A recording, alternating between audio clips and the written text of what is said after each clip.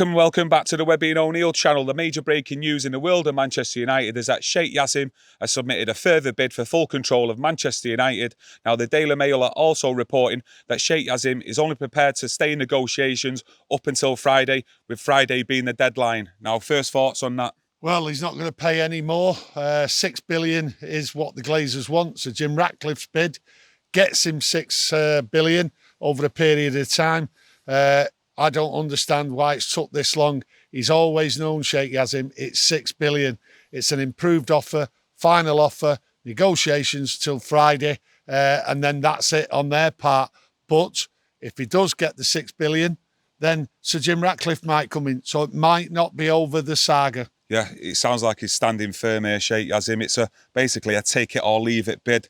After Friday, it's like he's going to break off negotiations. Yeah, and quite right. He don't want to pay over the odds. If it is 6 billion, then really the Glazers should take it for our sake. I'm not sure whether that's the thing with the Glazers. They want more money, and if they can get it, Sir Jim Ratcliffe might have to come back in. It's a continuing saga, never ending. 5th bid. I don't understand why it's took this long to get a 5th bid when it's been so clear. Yes, it's an improved offer. Lots of messing around, lots of negotiations. No more room for negotiations, they say. So to me, it looks like it's final with the Qataris. Sheikh Jassim has to get this club for the benefit of us all. Don't get it wrong, as it stands now, as we're doing the video, there's no actual news out there of an improved offer in terms of bid of taking full control of Manchester United. It seems to me in the reports from the Daily Mail that in this offer, it's an improvement on facilities in terms of stadium and player recruitment.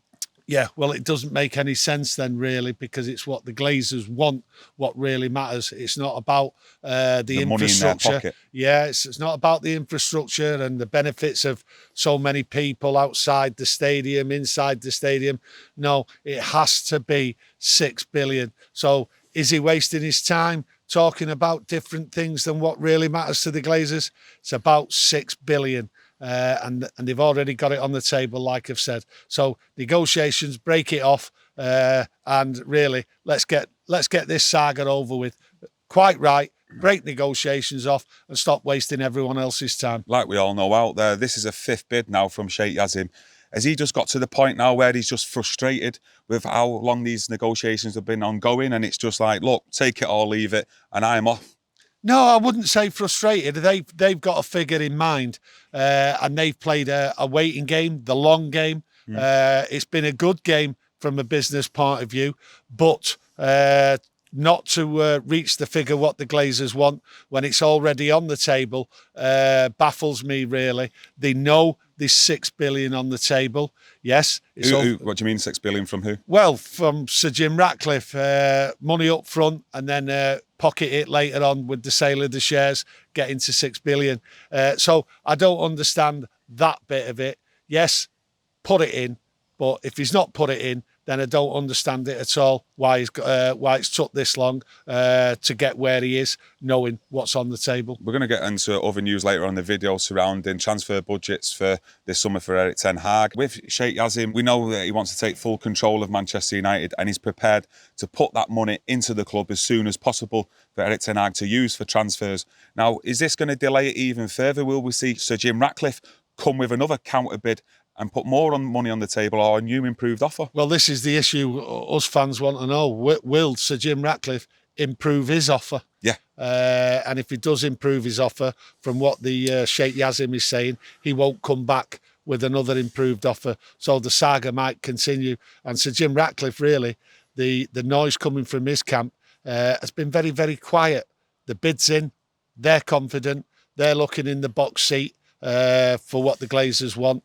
And now, to me, this sounds like a desperate call, desperate shout from Sheikh Jassim, trying to get public opinion on it. If he's offering money outside the club on the infrastructure of the surrounding area and things like that, that's not what it's about. It's never been about that. It's all for the Glazers. Yeah, it's all been about the money. I want it in my pocket, and if I can have it now, that's great. If not, I'll wait for it. And that's where we're coming to here now. So come the weekend, there might be a big shout going on.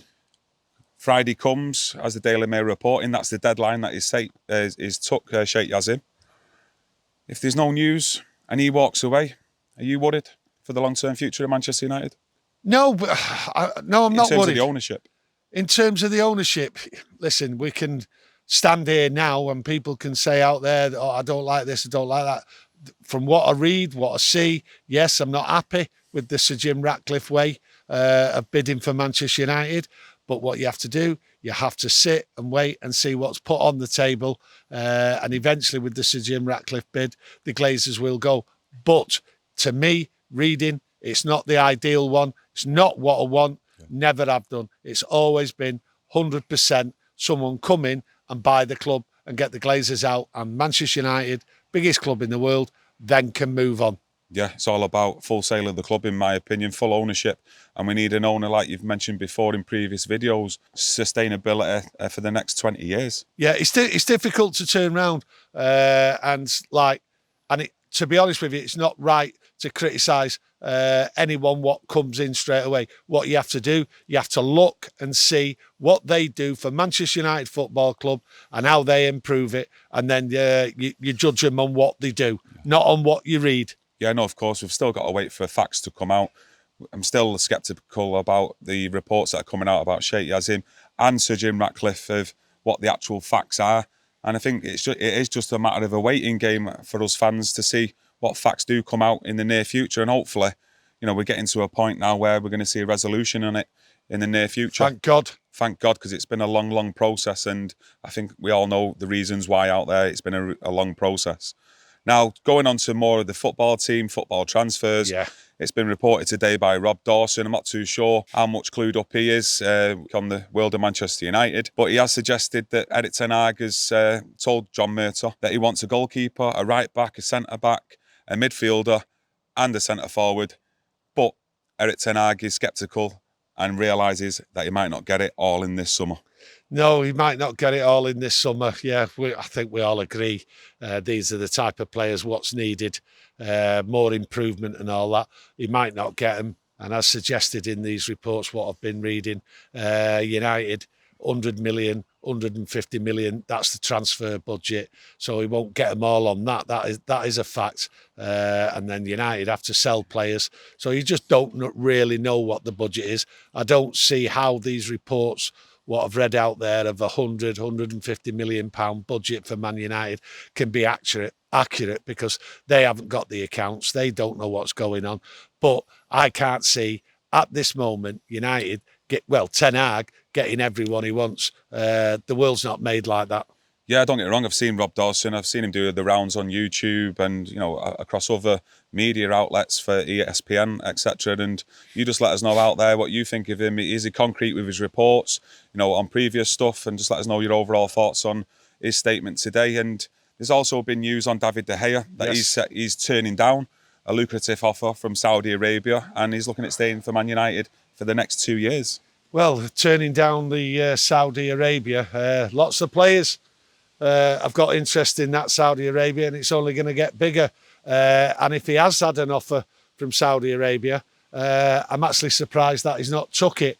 Glad that he's still staying there. He's an excellent pro. Listen, these Saudis will have a big impact on player recruitment from this league. And David De Gea, thank God he's staying because we've just discussed how much money's out there to buy players, goalkeeper needs, but he will be the number one by the sounds of it. I don't think he will, to be honest. Erik ten Hag's not giving him any assurances whatsoever of David De Gea being his number one next season or in the future. And we have mentioned it on previous videos, and I still stand by it that Manchester United need to recruit a goalkeeper this summer to either challenge David De Gea or be the new number one at Manchester United. But with David De Gea looking like he's signing a new deal, I am happy with that because, like we've mentioned, he is a top pro. And every time he's come under scrutiny in the previous years, David De Gea has always come back stronger. And for him to be challenging or being the backup goalkeeper at Manchester United, I think that shows real squad depth and a real quality there. Because let's have it right, he can still do a job, David De Gea.